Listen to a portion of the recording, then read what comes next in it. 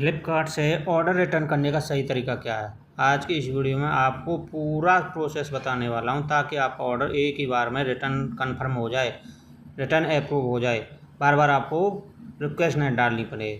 तो गाइस, यदि आपको ये वीडियो अच्छी लगती है तो लाइक करना, शेयर करना, चैनल को सब्सक्राइब भी करना है। तो आइए गाइस, स्टार्ट करते हैं कि फ्लिपकार्ट से ऑर्डर रिटर्न करने का सही तरीका क्या है।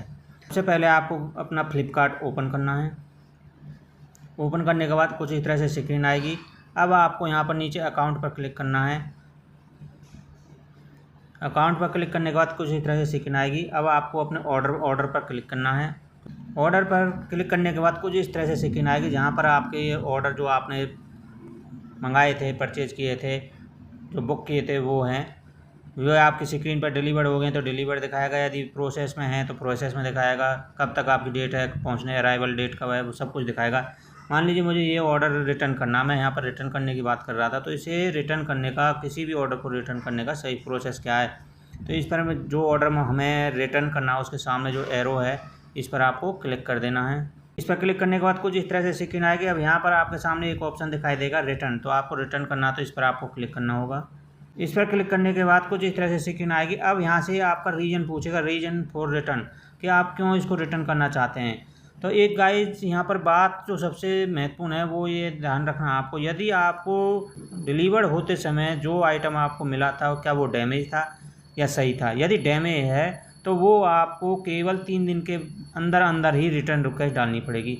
यदि डैमेज नहीं है, साइज इशू है, तो वो आप 1 हफ्ते या 10 दिन का जो भी हमारे पास टाइम होता है ना, रिटर्न का टाइम होता है, उसके अंदर अंदर यहाँ पर अपनी रिक्वेस्ट डाल सकते हैं। देखो मैं यहाँ पर रीजन सेलेक्ट कर लेता हूँ।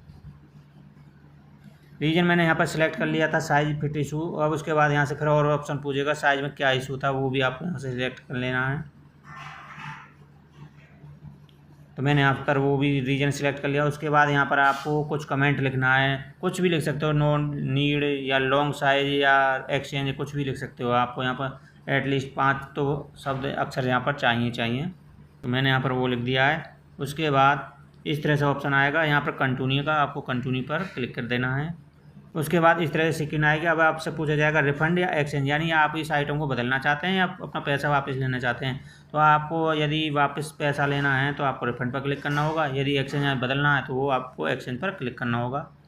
मैं यहाँ पर पैसे वापस लेना चाहता हूँ तो रिफंड पर क्लिक कर देता हूँ।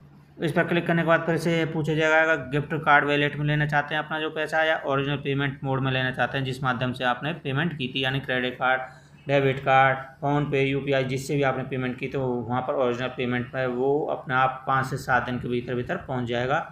यदि आपने कैश पेमेंट की थी तो आपको यहाँ पर एक ऑप्शन मिलेगा बैंक डिटेल फिल करने का। वहाँ पर आपको अपना नाम, बैंक का अकाउंट नंबर, IFSC कोड वो भरना होगा। तो वो आपके एक हफ्ते 10 दिन के अंदर अंदर आ जाएगा। वैसे तो ये प्रोसेस जैसे यहाँ से पिकअप होता है रिटर्न तुरंत डाल देते हैं, वो ज़्यादा से ज़्यादा 3 दिन के अंदर अंदर बैंक में भी पहुँच जाता है। पर जो ओरिजिनल पेमेंट मोड है ये तो जैसे ही वो डिलीवरी बॉय हमारे यहाँ से पिकअप करेगा और अपना वहाँ सबमिट करेगा तुरंत ही वो रिफंड हो जाता है। तो मैं ओरिजिनल पेमेंट पर क्लिक कर देता हूँ। यदि आपको एड्रेस चेंज करना है तो यहाँ से एड्रेस जो आपने दिया था उसी पर करना चाहते हैं, डिलीवरी वहीं से उठाना चाहते हैं एंड डिलीवरी बॉय उसी एड्रेस से ले जाए। यदि दूसरे एड्रेस से उसको पिकअप कराना चाहते हैं तो यहाँ पर आपको चेंज का ऑप्शन आएगा। चेंज करने के बाद आप यहाँ पर ऑर्डर भी जहाँ से भी आपको पिकअप कराना वो एड्रेस यहाँ पर फीड कर सकते हैं, चेंजिंग कर सकते हैं। इस पर क्लिक करने के बाद कुछ इस तरह से स्क्रीन आएगी, यहाँ पर कंटिन्यू पर क्लिक कर देना है।